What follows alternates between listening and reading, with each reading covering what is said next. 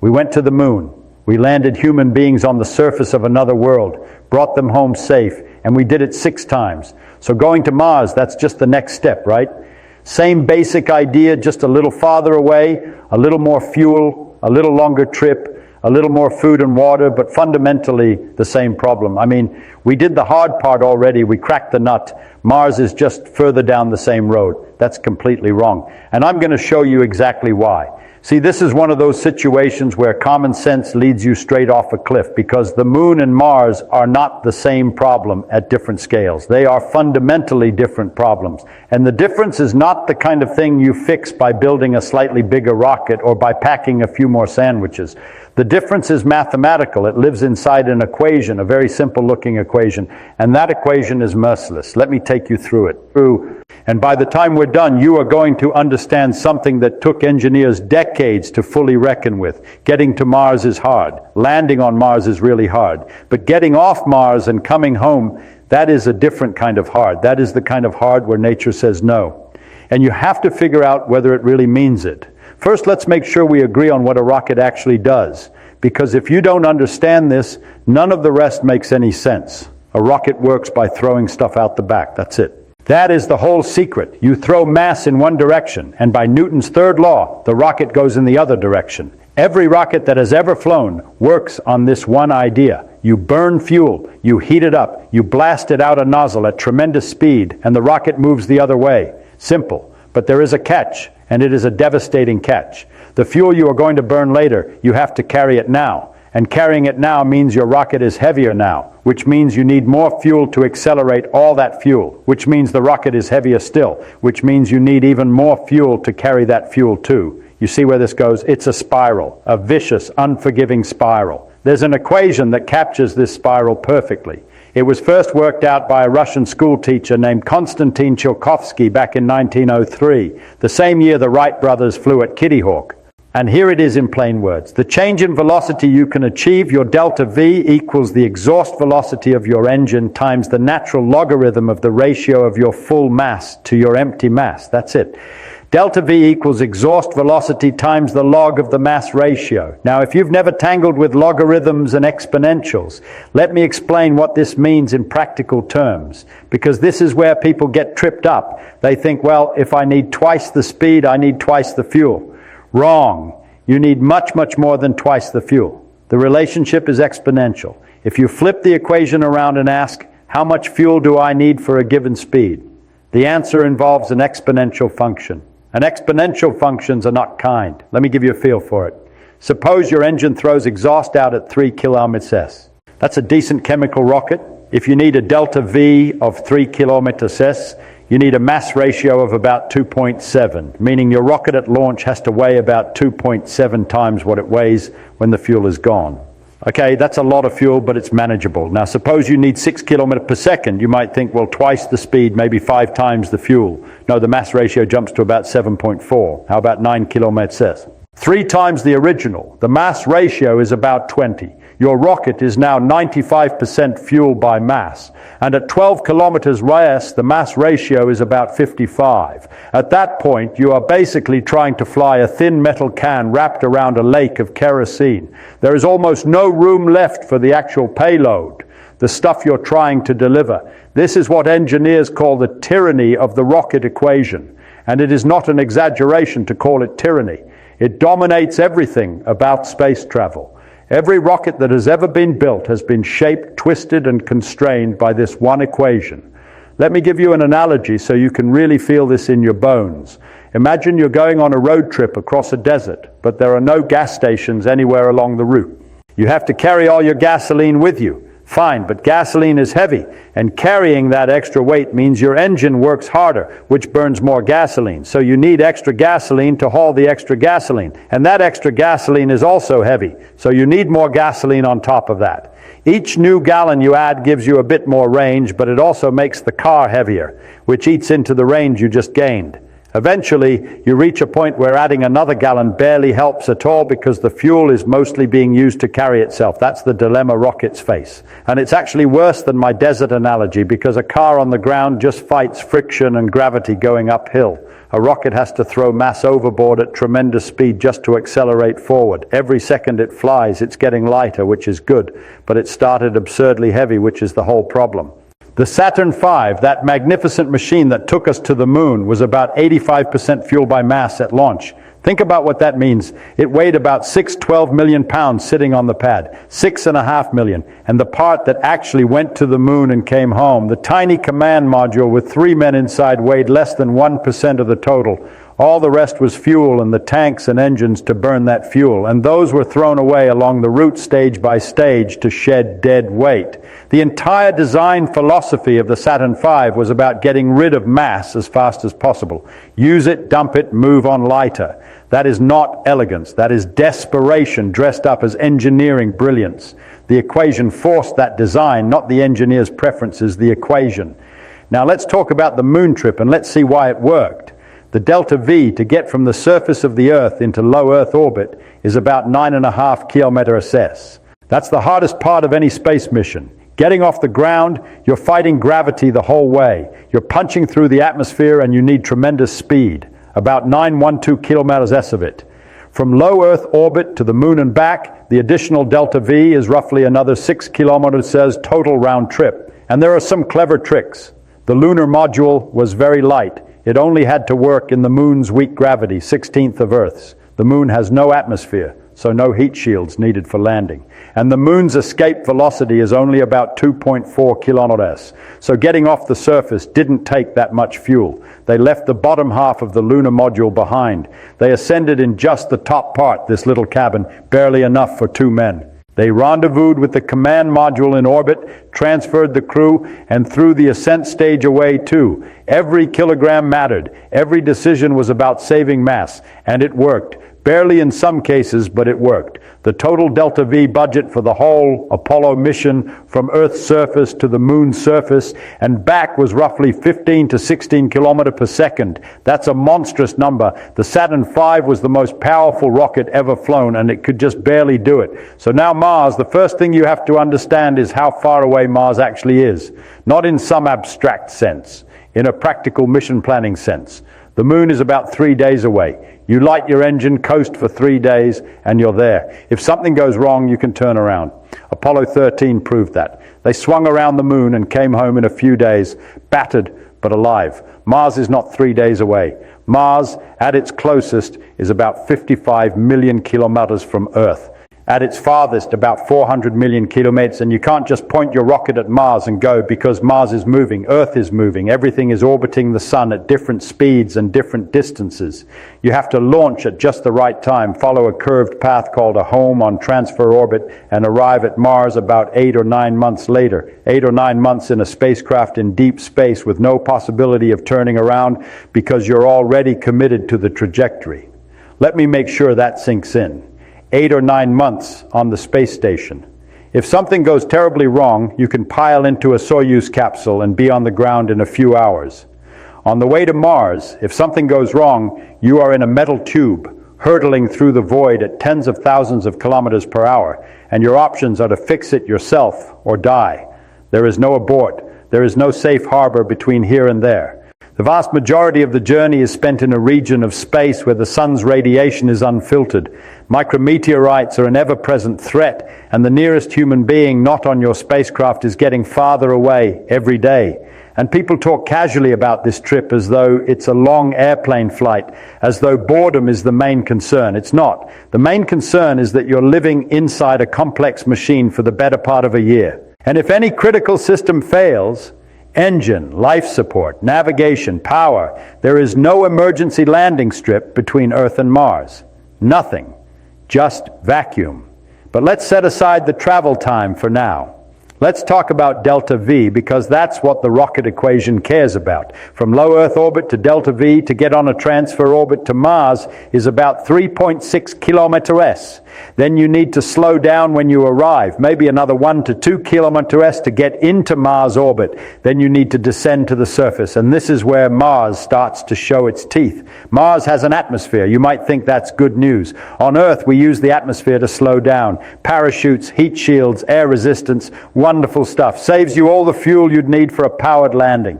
And the moon has no atmosphere at all. So everything there had to be done with rockets. But Mars has a terrible atmosphere. Not terrible in the sense that it's unpleasant, although it is terrible in the engineering sense. It's the worst of both worlds. The atmosphere of Mars is about 1%. The density of Earth's atmosphere at sea level, 1%. Standing on the surface of Mars is like standing at an altitude of about 35 kilometers above the Earth, about 3.5 times higher than commercial airplanes fly up where there's essentially nothing. That's how thin the air is on Mars at ground level. So what does that mean? It means the atmosphere is thick enough that you cannot ignore it. When a spacecraft comes screaming in at 5 or 6 kilometers, even that wisp of air generates enormous heating. You need a heat shield. You have to manage the thermal loads. It's a real atmospheric entry with real danger, but the atmosphere is far too thin to stop you. On Earth, a parachute can slow you from supersonic speeds to a gentle landing. On Mars, a parachute helps, but it can only slow you to about 200 mph, maybe a little more, maybe a little less, depending on the size of your parachute and the weight of your vehicle. And 200 mph is not a landing speed, that's a crashing speed. So after your heat shield has slowed you from hypersonic to supersonic, and your parachute has slowed you from supersonic to something still terrifyingly fast, you then have to fire rockets to do the final braking. For a small robotic lander, this is manageable. The Viking landers that touched down on Mars used a combination of heat shields, parachutes, and retro rockets, and they weighed under a metric ton. It worked. The engineering was beautiful, but those were small machines with no passengers. And the signal delay from Mars to Earth is over 10 minutes, sometimes over 20. That means no one on Earth can steer the landing in real time. The machine has to land itself, and every step of the sequence has to work autonomously. Any failure, and you've just made a very expensive crater. A human mission to Mars needs to land something like 20 to 40 metric tons on the surface. People, habitats, life support, food, equipment, power systems, and possibly the fuel and vehicle for the return trip. Here's where the nightmare truly begins. That parachute trick does not scale. You cannot just build a bigger parachute for a heavier payload and expect it to work. The physics doesn't cooperate.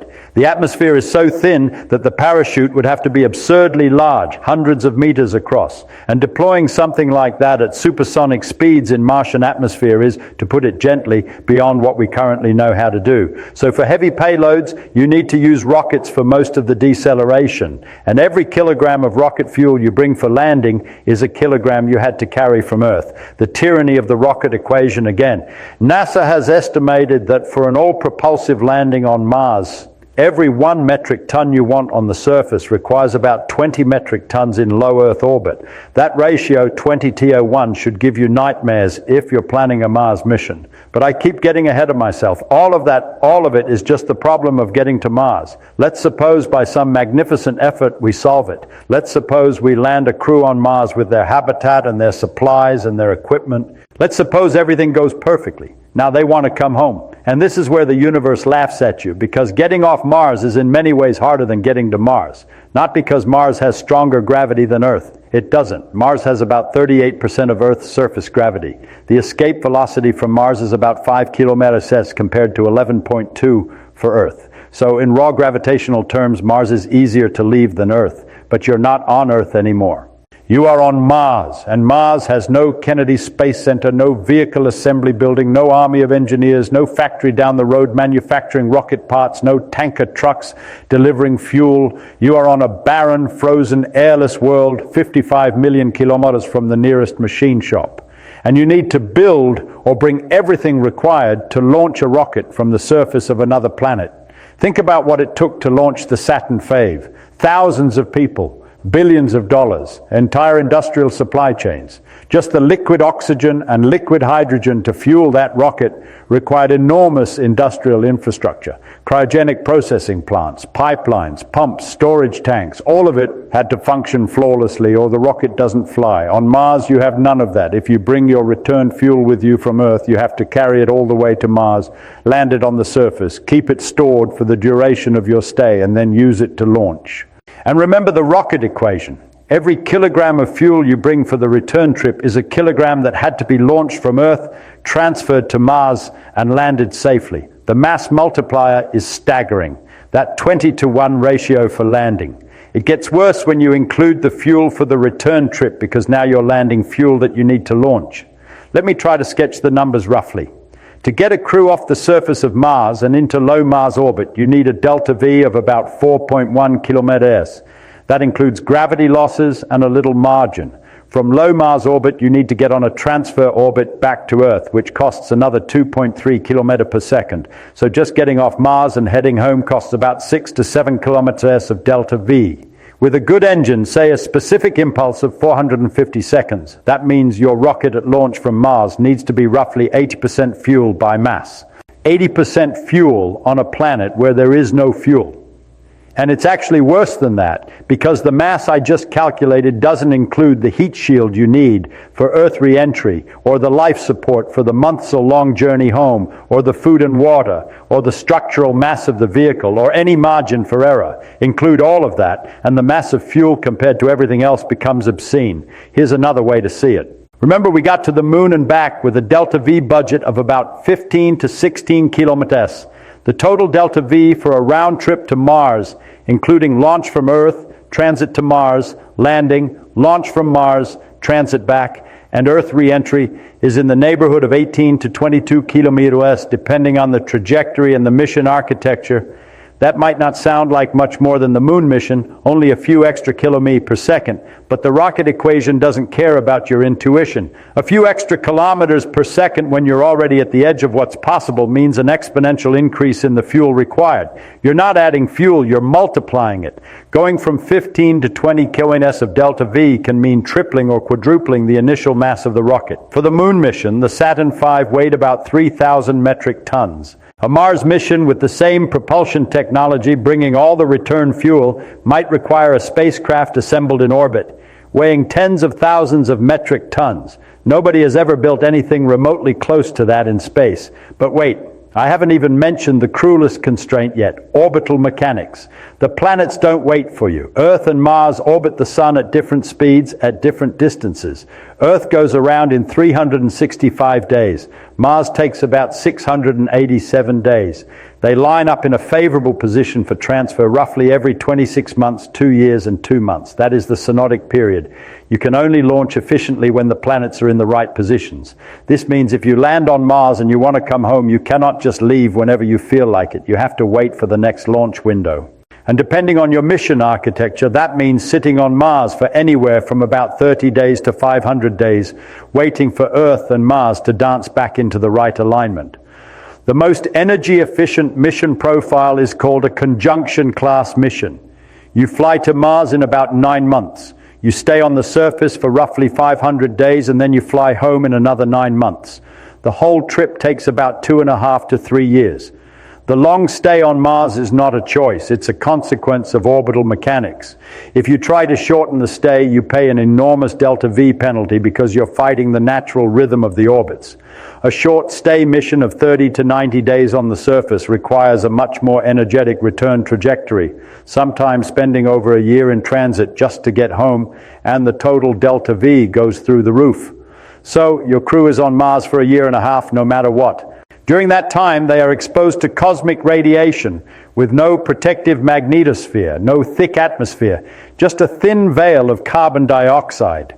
On Earth, we are shielded by a magnetic field that deflects most charged particles from the Sun and from deep space. On Mars, that shield does not exist. The atmosphere provides a little protection, but remember, it's 1% the density of Earth's. That means cosmic rays, high-energy particles traveling at nearly the speed of light, are hitting the surface of Mars all the time, and they're hitting your crew. This isn't sunburn. These are particles that can shred DNA. They pass through the walls of your habitat, through the hull of your spacecraft, through your body.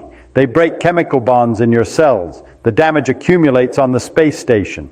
In low Earth orbit, astronauts are still partially shielded by Earth's magnetosphere. Even so, they receive radiation doses many times higher than what we consider safe for workers in nuclear power plants.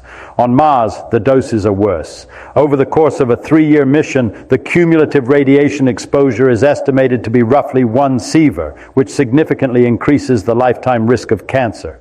And there is no way to fully shield against galactic cosmic rays without meters of solid material around your habitat, which is mass you cannot afford to bring. They are living in a habitat that must be self-sufficient, because the nearest resupply is about 9 months away by rocket, and you can't even send a resupply unless the launch window is open. If something breaks during the wrong part of the orbital cycle, there is nothing anyone on Earth can do about it for months, possibly over a year. If a crew member gets seriously ill or injured, there's no hospital. There's no helicopter evacuation. There's the crew's own medical training, whatever supplies they brought, and hope. And psychologically, 4 to 6 people in a habitat the size of a couple of shipping containers, isolated from every other human being in the universe by millions of kilometers, and a communication delay measured in minutes for a year and a half, with the knowledge that if something goes catastrophically wrong, no one is coming to help.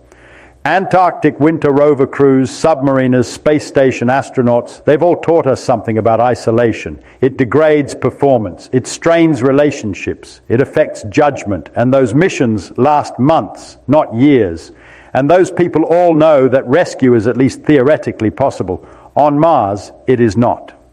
Now, let's come back to the fuel problem, because I want you to really feel the weight of it. Suppose you are designing a Mars return vehicle.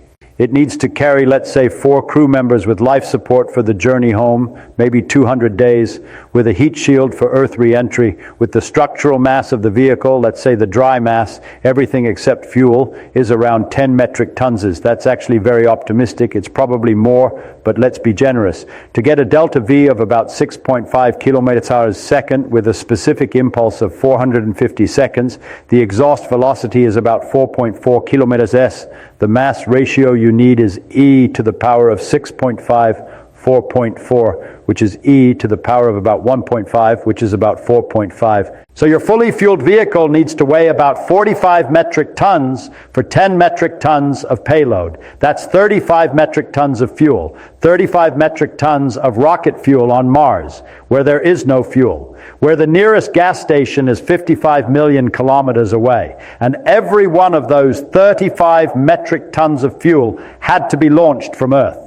It had to survive the 9-month cruise to Mars. It had to be landed on the surface through that miserable atmosphere without crashing. It had to be stored for a year and a half without boiling off or degrading. And then it had to work perfectly. When you light the engine, if you bring all this fuel from Earth, the cascade of mass through the rocket equation is catastrophic. You need fuel to carry the fuel. You need fuel to land the fuel. You need fuel to launch the fuel from Earth. Each step multiplies the mass. By the time you trace it all back to the launch pad on Earth, the total mass required is enormous. Not just expensive, not just impractical, bordering on impossible with current technology. This is why some very smart people have proposed a different approach. Instead of bringing all the fuel from Earth, why not make it on Mars? This concept is called in situ resource utilization, or ISRU. The idea is that you send a chemical processing plant to Mars ahead of the crew, and it uses resources on Mars itself to manufacture rocket fuel. Mars's atmosphere is about 95% carbon dioxide. If you can crack that carbon dioxide, split it into carbon and oxygen, you've got your oxidizer right there. If you can find water ice, and we believe there is water ice just beneath the surface in many locations, you can split the water into hydrogen and oxygen, combine the hydrogen with the carbon, and you can make methane. Methane and oxygen, that's a rocket propellant combination that actually works quite well. That's what certain engines are designed to burn. On paper, this is brilliant. You make your fuel on Mars, and you eliminate the need to carry it from Earth. The savings in mass are extraordinary.